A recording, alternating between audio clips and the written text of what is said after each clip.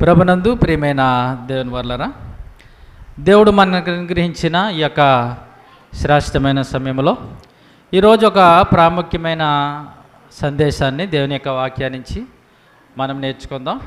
అదే ఏంటంటే, పరలోకములో నీ స్థితి అల్పుడువా గనుడువా. పరలోకములో నీ స్థితి అల్పుడువా గనుడువా అనే ఒక విషయాన్ని గురించి దేవుని యొక్క వాక్యాన్నించి మనం నేర్చుకుందాం. ఇక్కడున్న మన అందరికీ కూడా, దేవుని దగ్గరికి వచ్చిన ప్రతి ఒక్కరు కూడా ఒక ఆశ ఉంటుంది. ఏంటి ఆశ అంటే, చనిపోయిన తర్వాత నేను పరలోకం వెళ్ళాలి. అంటే ఎవరికైనా లేదా? ఇక్కడ ఎవరికైనా నేను పరలోకం వెళ్ళాలని నాకు ఆశ లేదండి అని ఎవరు ఉన్నారా? ఏమా, ప్రతి ఒక్కరికి మనం అది ఎలా ఉంటుందో మనం చూడలేదు, కానీ ప్రతి ఒక్కరికి మాత్రం పరలోకం వెళ్ళాలనే ఆశ ఉంటుంది. ఎందుకంటే దేవుని యొక్క వాక్యంలో దాని యొక్క గొప్పతనాన్ని మనం చాలాసార్లు విన్నాం. అక్కడ ఏడుపు ఉండదు, బాధలు ఉండవు, ఈ ఆకలి దప్పులు ఉండవు, ఏంటి ఈ సమస్యలు ఉండవు. నేను ఎప్పుడు ఆనందమే ఆనందం ఉంటుందంట. నిజంగా నా జీవితంలో ఎన్ని కష్టాలు భరించాయని ఆ రాజ్యంలోకి చిన్న అడుగు పెట్టేస్తే చాలు నాయన అనేక మనకి పరిస్థితి ఉంటుంది, భూమి మీద ఉన్న సమస్యలు బట్టి కదండి. అయితే పరలోకంలో కూడా ప్రియమైన దేవుని వల్లరా హోదాలు ఉన్నాయి. పరలోకంలో అందరూ ఒకటే పొజిషన్ కాదు. పరలోకంలో కూడా ఎలా ఉన్నా తెలిసిండి, అక్కడ కూడా అల్పులు ఉన్నారు, గనులు కూడా ఉన్నారండి. అది ఈరోజు వాక్యం నుంచి మనం నేర్చుకుందాం. ఎందుకంటే పరలోకం వెళ్ళటమే చాలా కష్టం. పరలోకం వెళ్ళటం అనేది సామాన్య విషయమేం కాదండి. చాలామంది చెప్తారు కత్తి మీద సాను. కత్తి మీద సాను అంటే తెలిసిండి, చాలా కష్టం.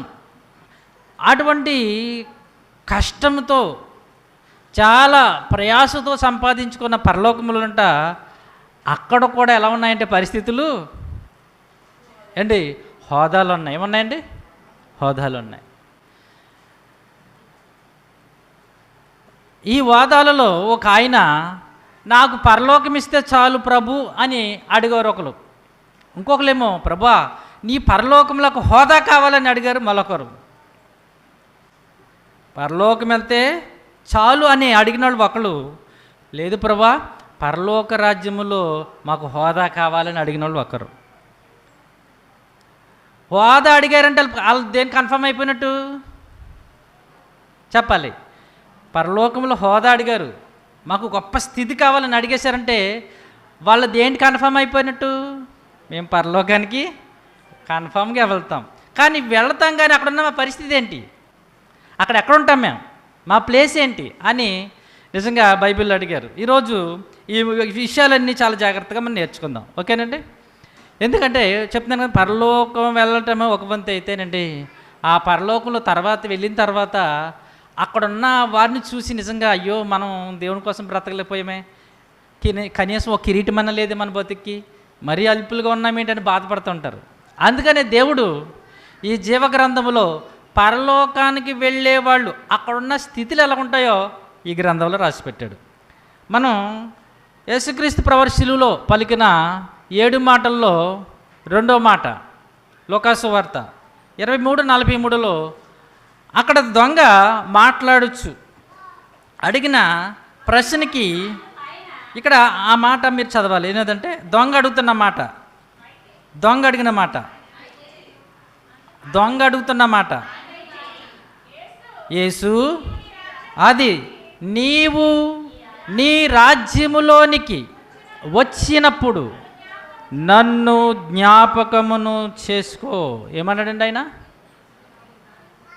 తండ్రి నీ రాజ్యములోనికి నీ వచ్చినప్పుడు నన్ను జ్ఞాపకం చేసుకో అంటే ఇతడు ఏం కోరుకుంటాడంటే, ప్రభువా నాకు నీ రాజ్యమే నాయన, నిజంగా నేను చాలా ఘోర పాపినని ఆ చివరి క్షణంలో తన యొక్క జీవితం యొక్క స్థితి తెలుసుకుని తన బ్రతుకుని మార్చుకుని, ప్రభా ఆ పరలోక రాజ్యంలో నాకు చోటు ఇయ్యయ్యా, నాకు స్థలం ఇయ్యయ్యా, నన్ను చేర్చుకొని అడుగుతున్నప్పుడు ప్రభు వారు చెప్తున్నమాట, అందుకు నేడు నీవు నాతో కూడా పరదేశులో ఉందువని నీతో నిశ్చయముగా చెప్తున్నాను.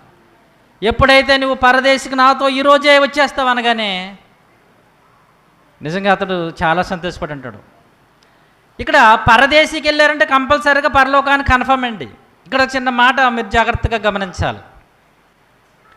పరదేశికి ఎవరైతే క్వాలిఫై అవుతారో నెక్స్ట్ పరలోకానికి ప్రమోట్. ఇంకంతే.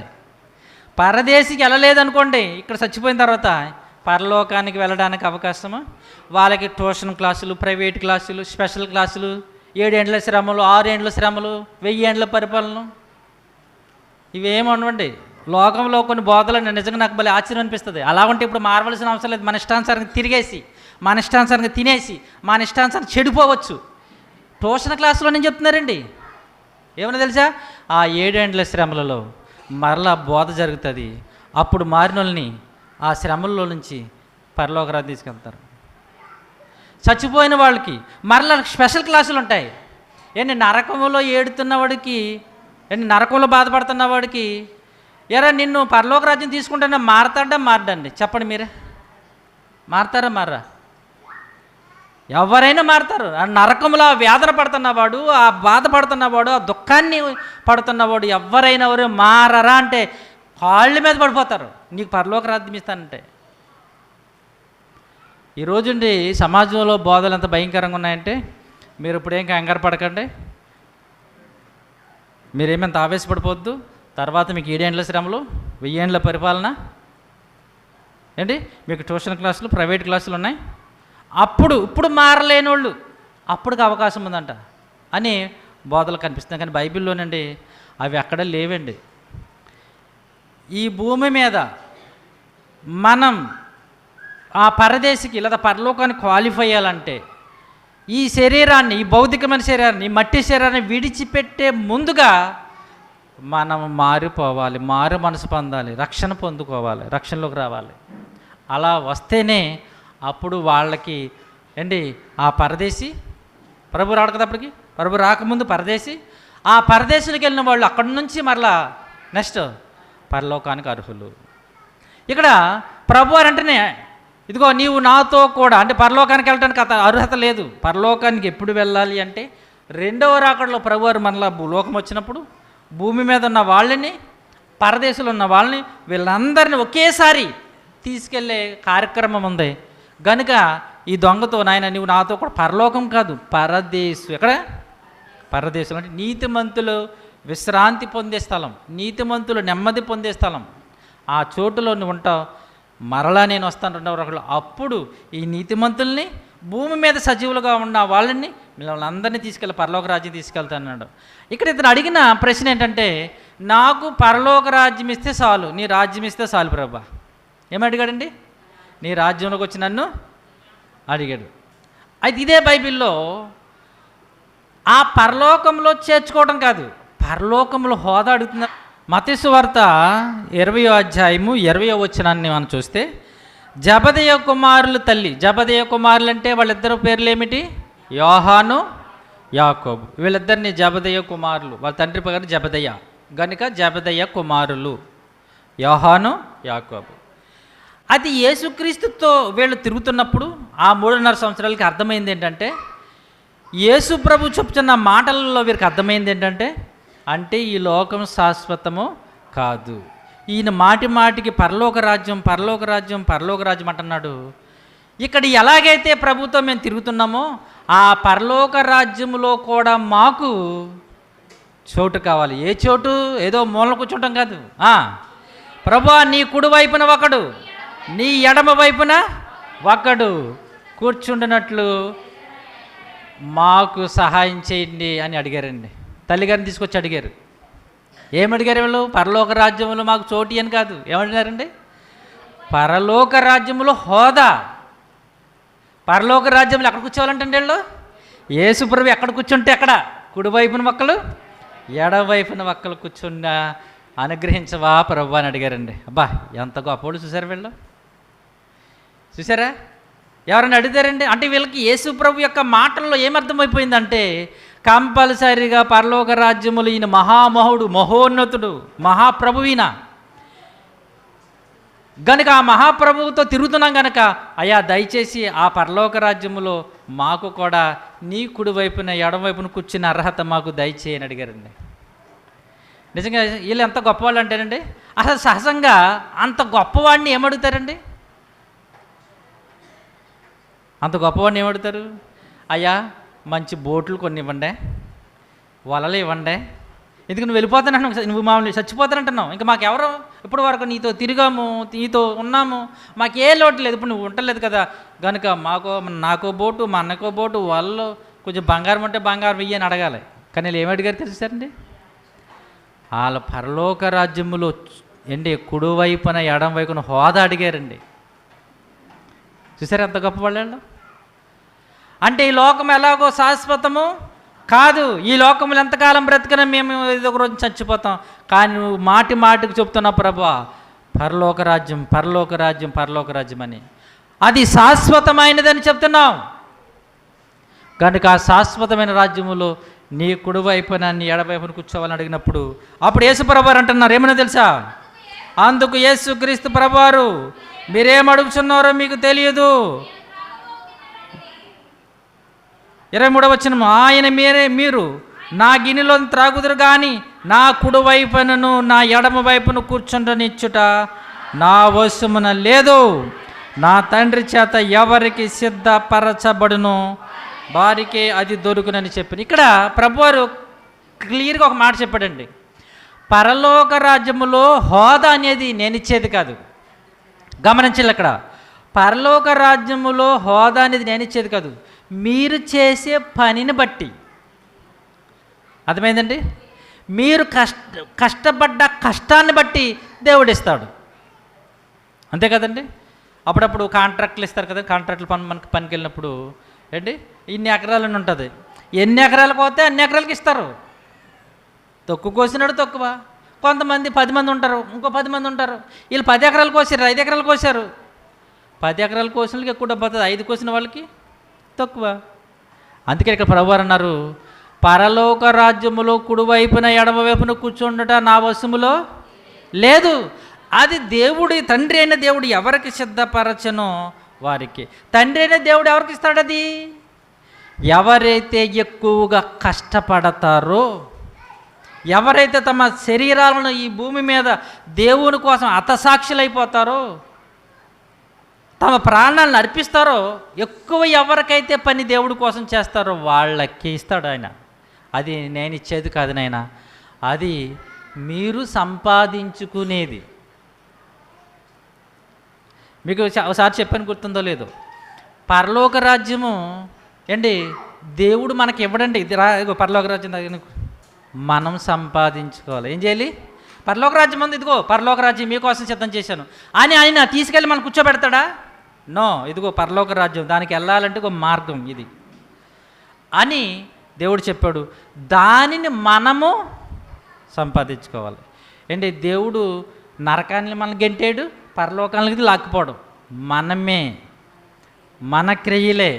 నువ్వు పరలోకం వెళ్ళాలా, నరకం వెళ్ళాలా, భూమి మీద మనం బ్రతికే బ్రతుకును బట్టి మనమే డిసైడ్ చేసుకుంటాం, మనమే నిర్ణయం తీసుకుంటాం. దేవుడు వదిలేసాడండి అంతే. ఇదిగో పరలోక రాజ్యం, ఇదిగో నరకం. ద్వితీయోపదేశకాండం బాగా తెలుసు. యెహోషువ గారు ఇశ్రాయేలుతో చెప్తున్నాడు, ఇదిగో జీవ మరణములు మీ ఎదుట ఉంచాను, మీకేం కావాలో కోరుకోండి అన్నాడు అంతే. చూడండి నాకు మాట, దేవుడు ఇచ్చాడు, ఇదిగో మరణం, ఇదిగో జీవం, మీకేది కావాలో మీ ఇష్టం.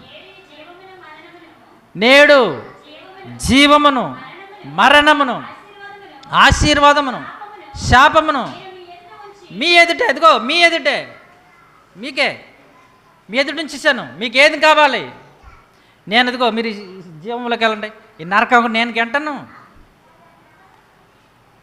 దేవుడు ఎవరిని నరకంలో గెంటడు, పరలోక రాజ్యంలో తీసుకెళ్ళడు.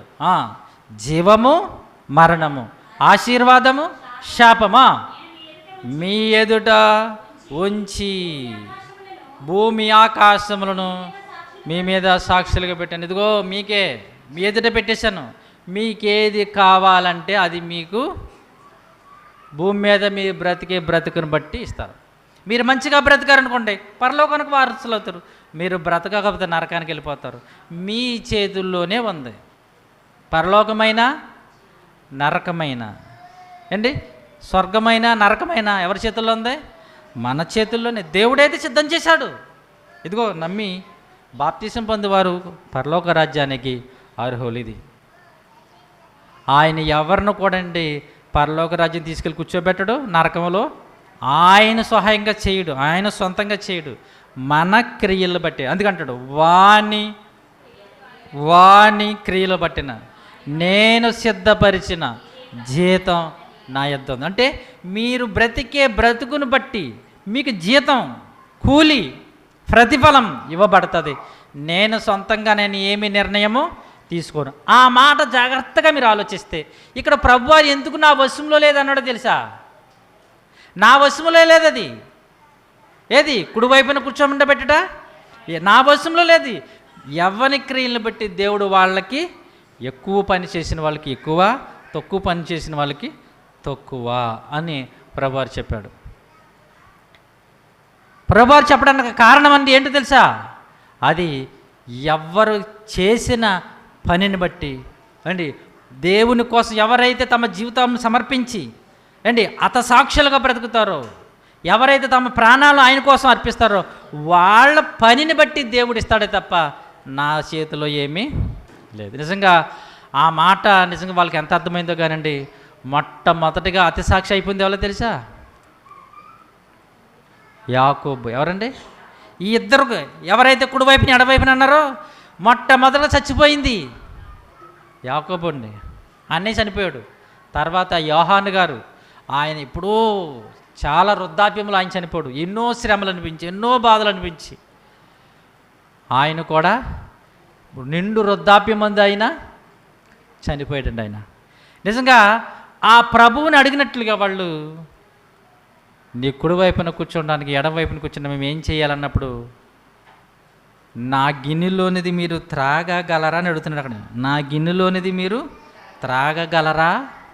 మేము తాగేస్తాం ప్రభు అన్నారు. ఏమన్నారు తెలుసా? మరి తెలుసు అన్నారో తెలియదు కానీ మేము తాగేస్తాం. ద్రాక్షారసం అనుకున్నారు వాళ్ళు. కానీ ఆయన అన్నది ఏంటి తెలుసా? మహాశ్రమలు. ఏంటి తెలుసా? నా గిన్నె అంటే ఏంటనుకున్నారు? మహాశ్రమలు, మహావేదనలు, భయంకరమైన ఇబ్బందులు, కష్టాలు అవి అనుభవిస్తేనే నా రాజ్యములు దేవుడు వారికి దానిని సిద్ధపరుస్తాడు. అంటే పరలోకములో అందరికీ ఒకటే విధమైన స్థానము లేదు. పరలోకములో కూడా స్థానాలు ఉన్నాయి.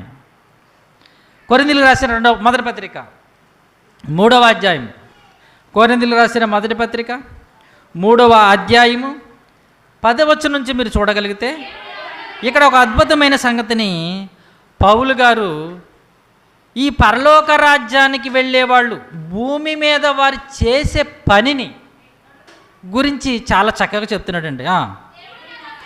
దేవుడు నాకు అనుగ్రహించిన కృప చొప్పున నేను నేర్పరి అయిన శిల్పకారుని వలె పునాది వేసి తిని, మరి ఒకడు దాని మీద కట్టుచున్నాడు.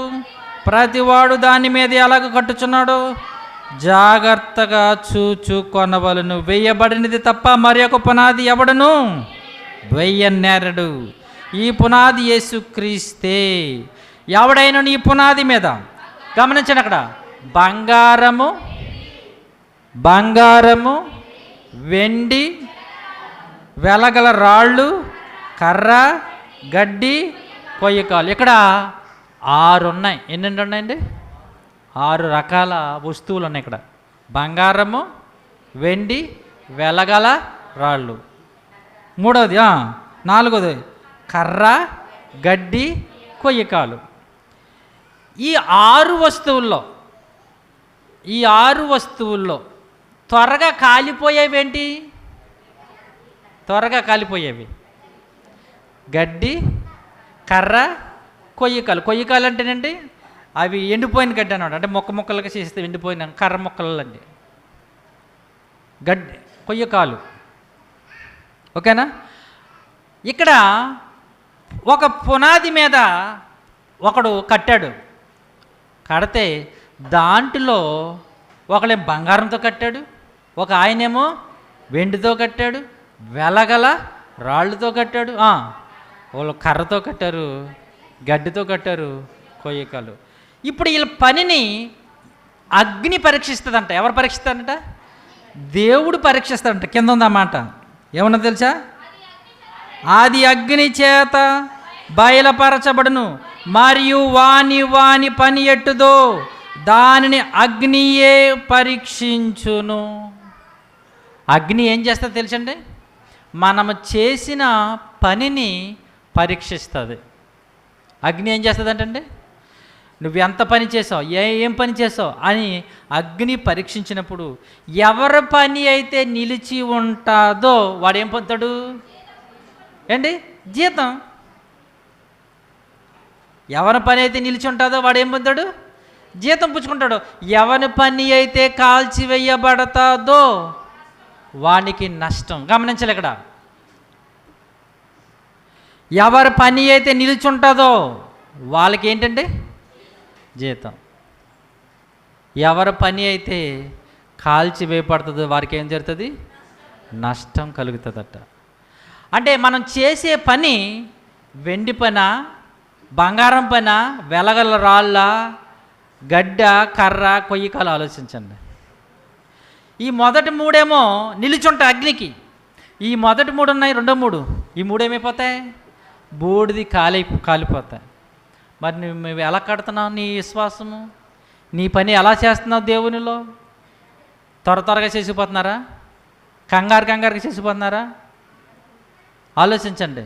అందుకని ప్రభువు ఒక ఉపమానం చెప్పాడు, నా మాట విని నా మాటల ప్రకారం ఎవడైతే నడుచుకుంటాడో వాడు బండ మీద కట్టిన పునాది. వరద వస్తుంది, గాలి తుఫాన్లు వస్తాయి, ఎన్ని వచ్చినా బండ మీద పునాది వేస్తారు కనుక ఎన్ని గాలిలకైనా పడదు. నా మాట విని, నా మాట విన్నాడు, ఆడుకోడన్నాడు రెండో వాడు కూడా, కానీ అది ఎక్కడ కట్టాడు? ఇసుకంటే త్వరగా అయిపోద్ది, పని స్పీడ్గా అయిపోద్ది, త్వరగా అయిపోద్దని ఇసుక మీద కట్టాడు. తీరా గాలి తుఫాన్లకి, వరదలకి ఏమైంది తెలిసింది? అది కోల్చబడింది. ఎవరికి నష్టం, ఎవరికి మేలు? ఎవరికి నష్టం, ఎవరికి మేలు జరిగింది? నిలబడి ఉన్న వాడికేమో జీతం, పడిపోయిన వాడికేమో నష్టం. ఇక్కడేమో 6 వస్తువులు ఉంటే 6 వస్తువుల్లో 3 అగ్ని పరీక్షకు నిలబడ్డాయి, 6 ఏమేమైనాయండి? కాల్చివేయబడ్డాయండి. 3 కాలిపోయినాయి, బూడిదైపోయినాయి. 3 అయితే అగ్ని పరీక్షల్లో కూడా ఏం చేసినవి?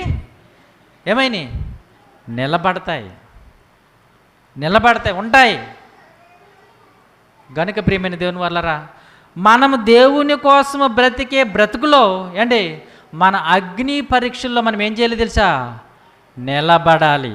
ఆ నిలబడితేనే వాళ్ళకి ఏముంటుందో తెలుసా? జీతం ఉంటుంది. నీ బైబిల్లో ఎవరైతే పని నిలబడుతుందో, ఇంకా కిందకు వచ్చిన తర్వాత ఏమనుందంటే అక్కడ 15వ వచనం, ఒకని పని కాల్చివేయబడిన యెడల వానికి నష్టము కలుగును, అతడు తన మట్టుకు, ఈ మాట జాగ్రత్తగా గమనించండి, ఎవడ పని అయితే కాలిపోతుందో, ఎవడికైతే నష్టం కలుగుతుందో వాడికి ఏం జరుగుతుంది తెలుసండి? చాలా కష్టం మీద తప్పించుకుంటాడంట. అమ్మా నా మాట జాగ్రత్తగా వినాలి.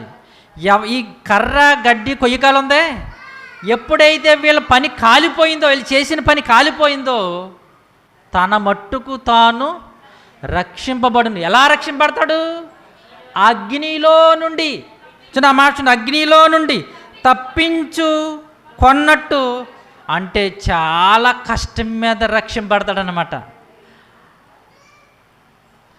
ఒకని పని కాల్చివేయబడిపోతేనంటండి, అంటే వాడు దేవుడి కోసం బ్రతికిన బ్రతుకులో ఆడికి పని కాలిపోయింది అనుకోండి, వాడి పని ఏంటో తెలుసు, ఎలా తెలుసండి? చక్క టీవీకి వెళ్ళిపోడు పరలోక రాజ్యానికి. ఎలా వెళ్తాడు తెలుసా? వెళ్తానే అని అగ్నిలో నుండి తప్పించుకున్నట్టు. ఎలాంటండి?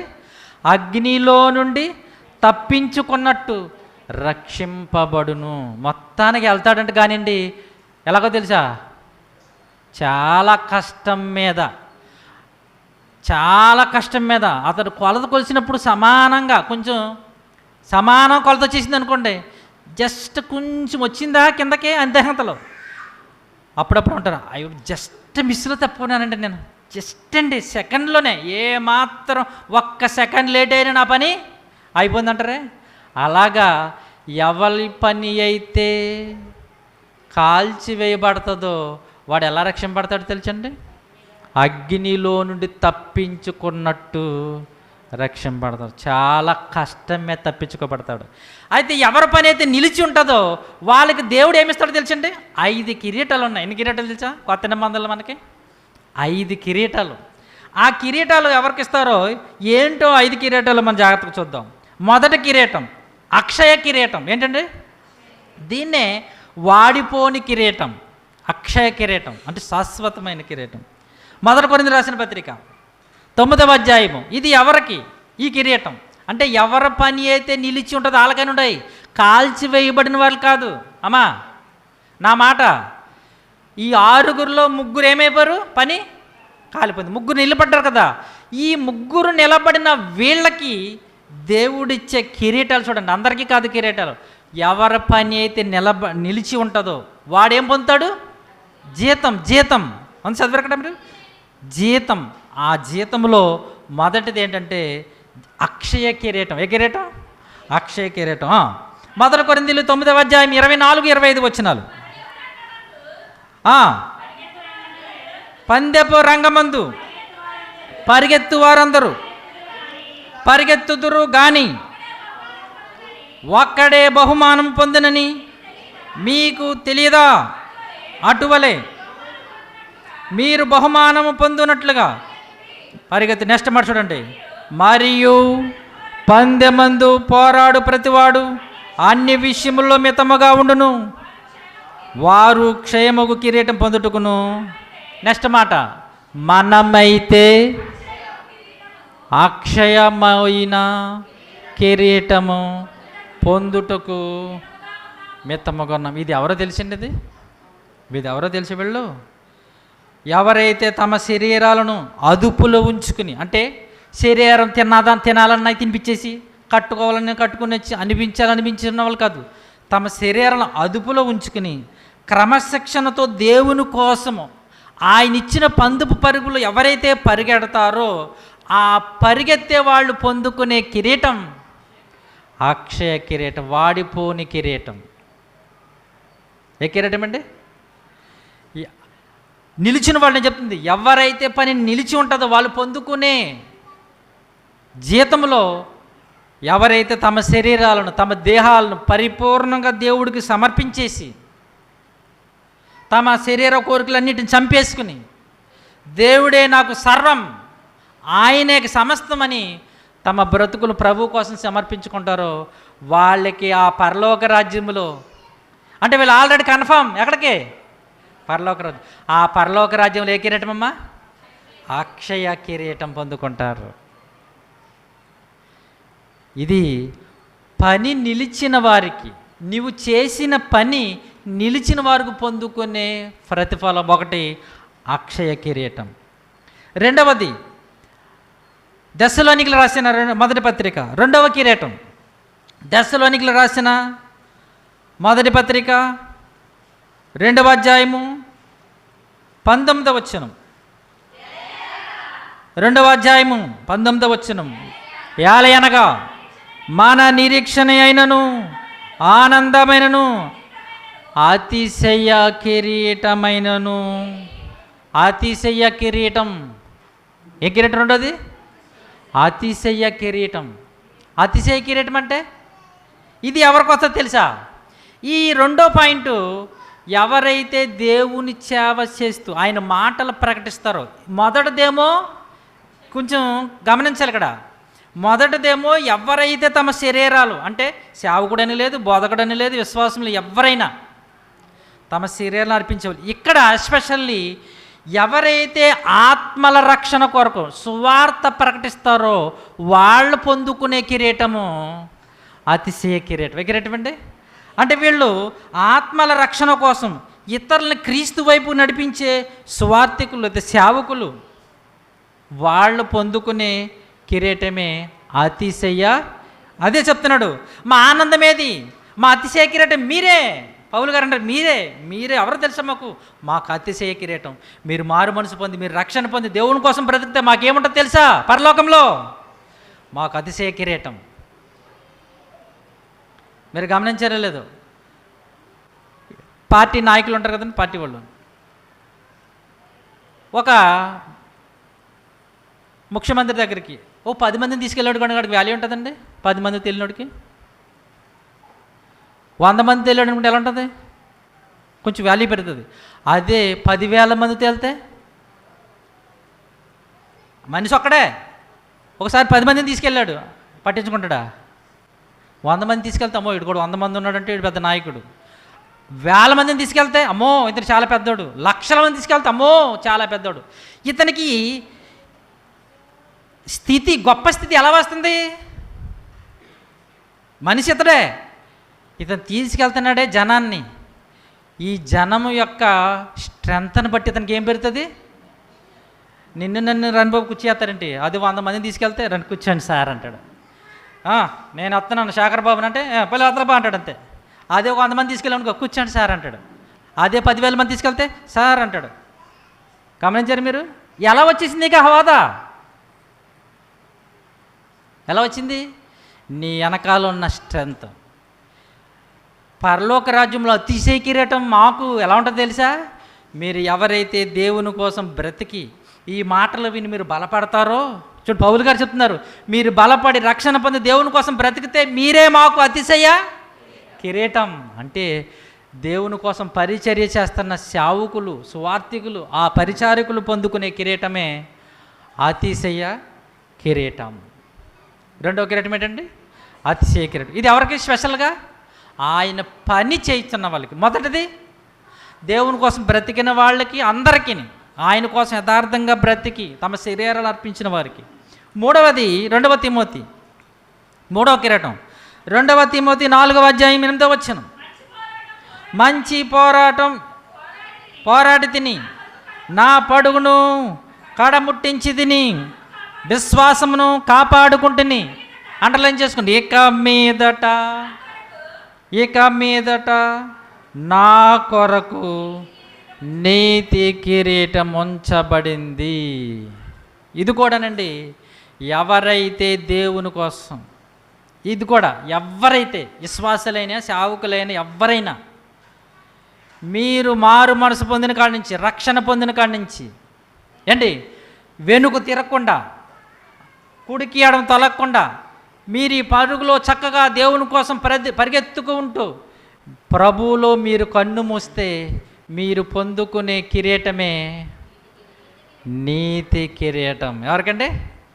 అక్కడ కూడా అన్నాడు, అది నాకే కాదు, అది నా ఒక్కడికే కాదు, నాకు మాత్రమే కాదు, తన ప్రత్యక్షతను అపేక్షించు వారందరికీ, నాకు ఒక్కడికే కాదు, ఇది అందరికీ. ఎవరికి?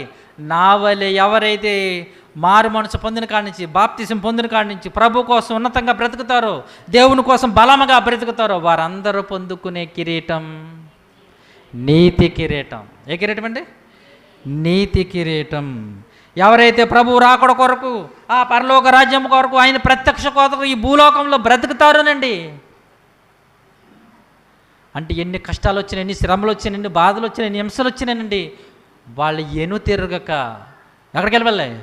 వెనుకున్న వాటిని మరిచి అని ఉంటుంది బైబిల్లో. పౌలు గారు అంట, వెనుకున్న వాటిని మరిచి ముందున్న వాటిపై నేను పరిగెత్తుతున్నాను. I don't see back. నేను వెనక చూడలేదు, నేను ఎప్పుడు ఎదరకే. పరుగు పందెం తెలుసా మీకు? పరుగు పందెం చేసినప్పుడు మొన్న చెప్పినట్టున్నాను, పరుగు పందెం చేసినప్పుడు ఎవడొస్తున్నాడు వెనక చూడకూడదు తెలుసా మీకు? నా వెనకాల ఎవడన్నా ఉన్నాడా లేడని చూసామా? నీ యొక్క పరుగులో కటింగ్ అయిపోద్ది, అంటే దాని పవర్ తగ్గిపోద్ది.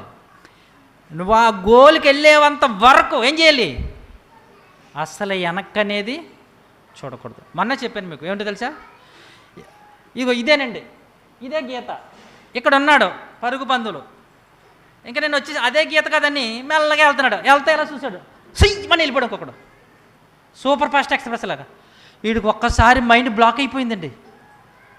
ఆడెక్కడున్నాడో ఎలా చూస్తున్నాడు, అంతలోకి ఇతను వెళ్ళి చేస్తేనే వెళ్ళిపోయాడండి. నిజంగా చాలా దూరం ఉన్నప్పుడు స్పీడ్గా వచ్చి వెళ్ళిపోయాడండి. అంటే పరుగు పందెంలో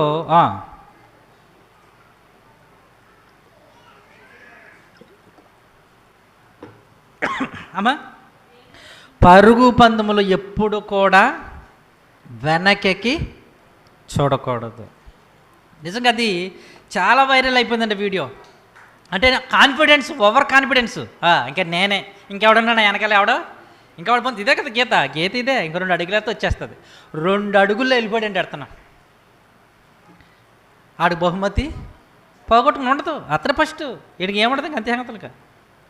గనుక ఈ విశ్వాస జీవిత పరుగు పందెములో మనకి నీతి కిరీటం కావాలంటే ఏం చేయాలి తెలుసా? వెనకకి చూడకూడదు. వెనక్కి లాగుతూ ఉంటారు చాలామంది.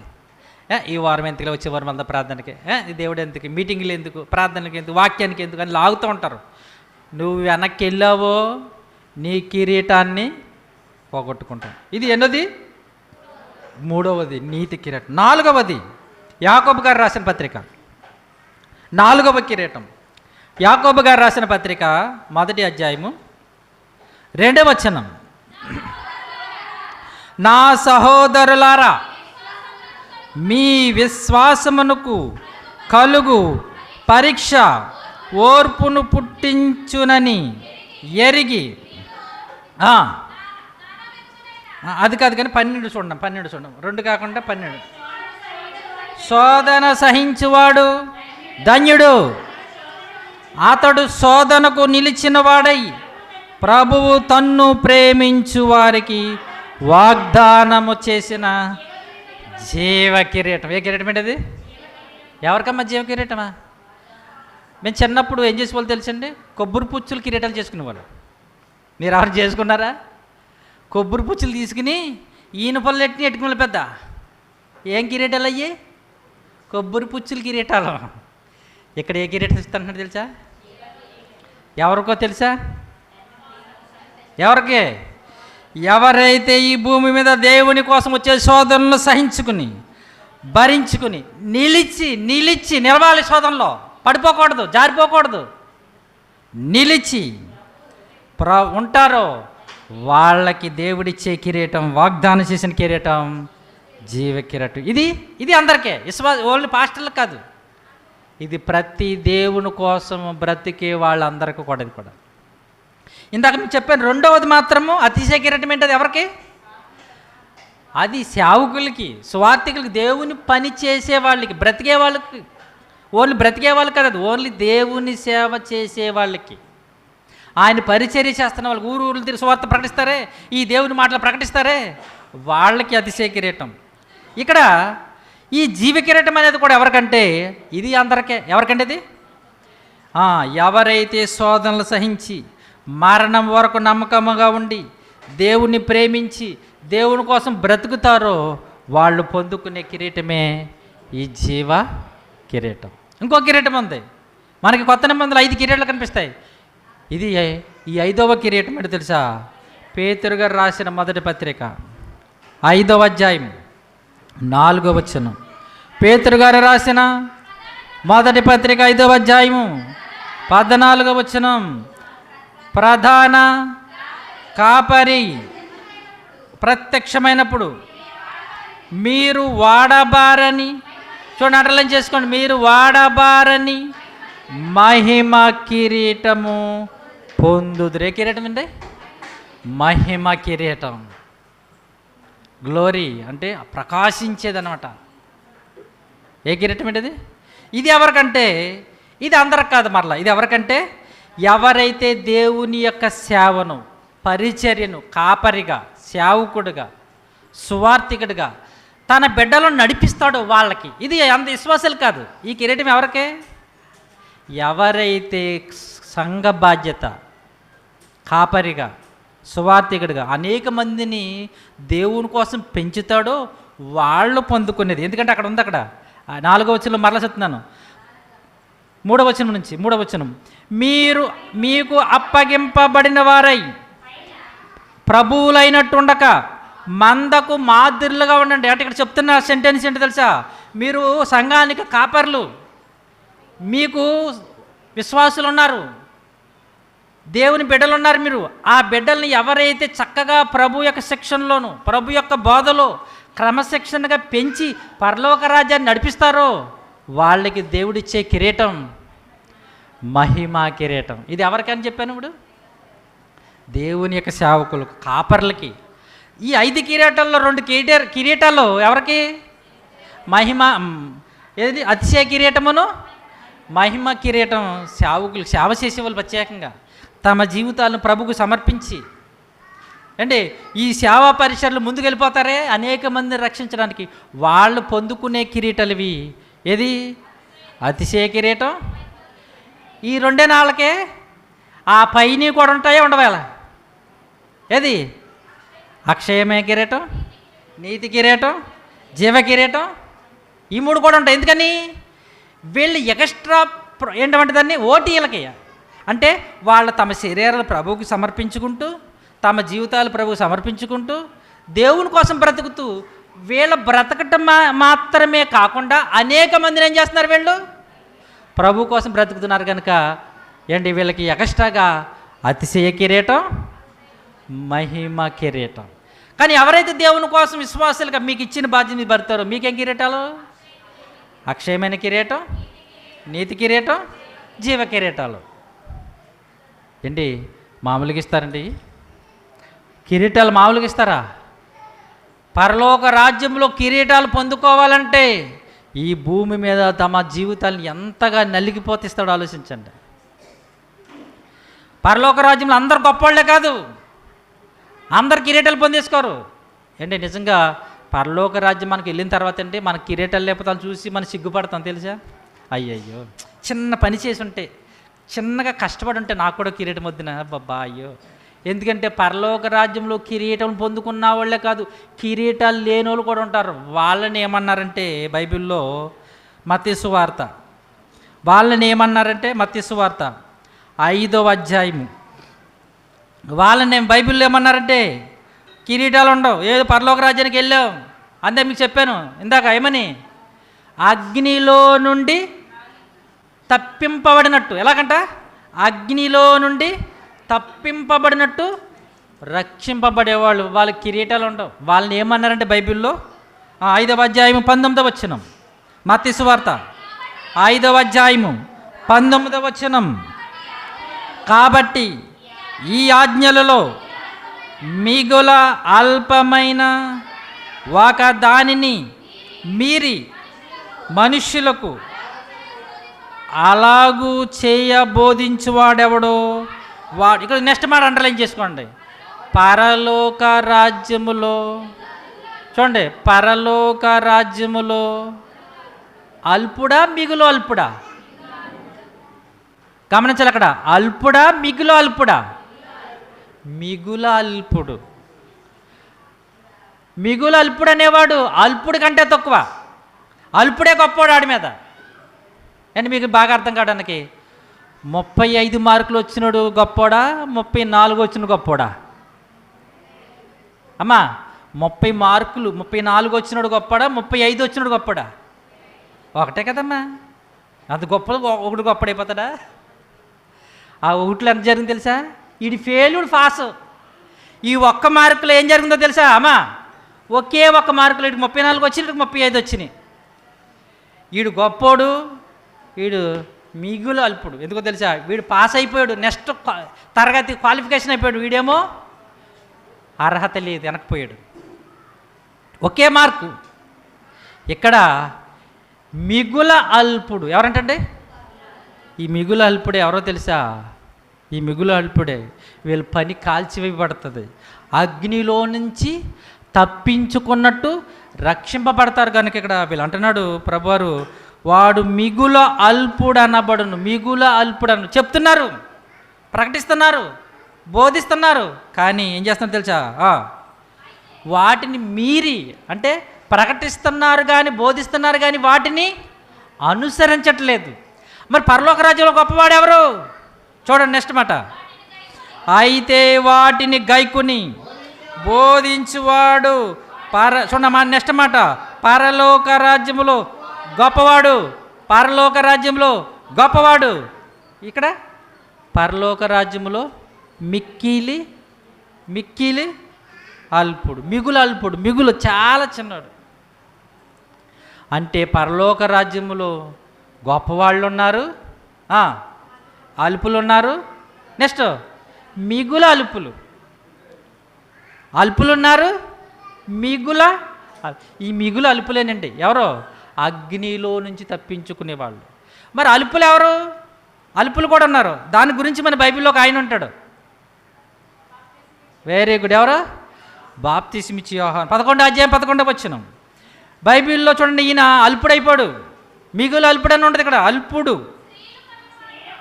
11 స్త్రీలు కనిన వారిలో బాప్తిస్మిచ్చి యోహాను కంటే గొప్పవాడు పుట్టలేడని మీతో నిశ్చయముగా చెప్తున్నాను.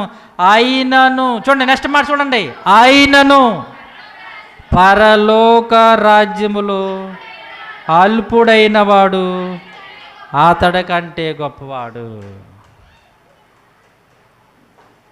పరలోక రాజ్యములో నెక్స్ట్ ఇంకో వేరే సువార్తలు ఉంటాడండి. ఈయన స్థితి ఏమైపోయింది తెలుసా? అల్పుడు అయిపోయాడండి. ఏమైపోయింది? అల్పుడు. ఎందుకింత అల్పుడైపోయాడు? నేను అనుకుంటానండి, అలుపులకి మిగులు అల్పులకి కిరీటాలు ఉండవేమో అనుకుంటున్నాను. ఎందుకంటే చాలా కష్టం మీద చూడు, ఆ మాట నిజంగా దేవుడు నిజంగా ప్రేమమేడు అనుకుంటానండి. అంటే వాడు పని చేశాడు, సేవ చేశాడు, సువార్త ప్రకటించాడు, కానీ పని ఏమైపోయింది? పని ఏమైంది? కాల్చివేయబడింది. ఆడు చేసేది పని అయితే చేశాడు, కష్టమైతే పడ్డాడు, సువార్త ప్రకటించారు, సేవ చేశారు, మాటలు చెప్పారు, కానీ పని కాల్చివేయబడింది. కానీ ఇతను మాత్రం కష్టపడ్డాడు. ఆ కష్టానికి తగ్గ ప్రతిఫలమే పరలోక రాజ్యములో ఎంట్రన్స్, ప్రవేశం.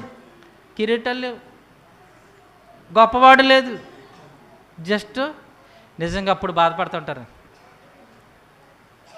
మీరు గమనించారు లేదు? మీరు కూడా ఒకసారి, మనం కూడా అనిపిస్తాం. ఒకసారి ఫంక్షన్ పిలిచారు ఏంటి, ఫంక్షన్కి పిలిచారు. పిలిస్తే మన దగ్గర నగలు ఉన్నాయి, మంచి మంచి చీరలు ఉన్నాయి. మనం ఏం చేసామంటే అన్నీ వేసుకుంటాం ఎందుకులే అని మామూలు చీర కట్టుకుని వెళ్ళిపోయాం. తీరా అక్కడికి వెళ్ళేదాడికి అందరూ నగలేసేసుకుని మంచి మంచి చీరలు కట్టేసుకుంటే మనకి ఎలా ఉంటుంది? ఫంక్షన్కి వెళ్ళిన ఆనందం ఉంటుందమ్మా? ఫంక్షన్కి వెళ్ళాం కానీ మనకు ఆనందం అనేది ఉండదు. వెళ్ళావు కదా, ఫంక్షన్కి వెళ్ళావు కదమ్మా, అక్కడ ఆ నగలేసేసుకుని చక్క బంగారం వేసుకుని మంచి మంచి చీరలు కట్టుకునే వాళ్ళు ఉన్నప్పుడు మనకు ఎలా ఉంటుందండి?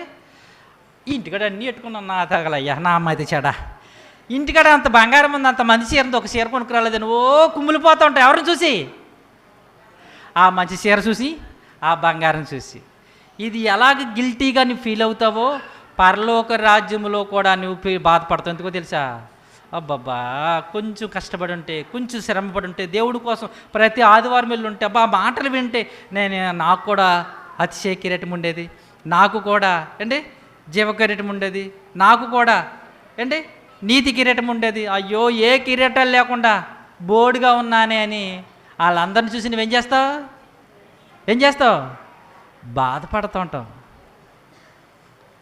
అందుకనే ప్రభువారు ఒకడికి 30 దంతలుగా, ఒకడు 60 దంతలుగా, ఒకడు తేడా ఉందండి. అందరికి ఒకటే ఫలం కాదు పరలోక రాజ్యంలో. ఒకడికి 30, ఒకడికి 60, ఒకడికి 100. ఎవడి సామర్థ్యాన్ని బట్టి వాడికి కిరీటం ఇవ్వబడుతుంది. మరి ఆ కిరీటాలు పొందుకోవడానికి మీరు ప్రయాసపడతారన్నారా, నిద్రపోతున్నారా? ఆలోచించండి.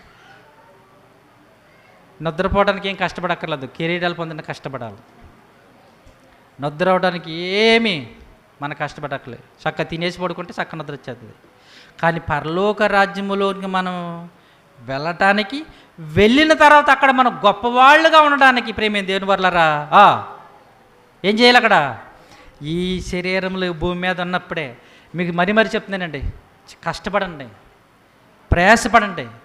ఎందుకంటే మరలా ఆ తర్వాత మనకు అవకాశం అనేది అప్పుడప్పుడు పెద్దలు చెప్తుంటారు, రే వయసు ఉన్నప్పుడే కష్టపడరా, వయసు లేని తర్వాత నువ్వేమీ చెప్తారు. వయసు ఉన్నప్పుడే కష్టపడు, పని చేయి. వయసు అయిపోద్ది, అప్పుడు నడవలేవు, పని చేయలేవు, అప్పుడు నీకు ఎవరో ముద్ద పెట్టరయ్యి అంటారు. ఇది ఎంత వాస్తవమో దేవుడు కూడా చెప్తున్నాడు.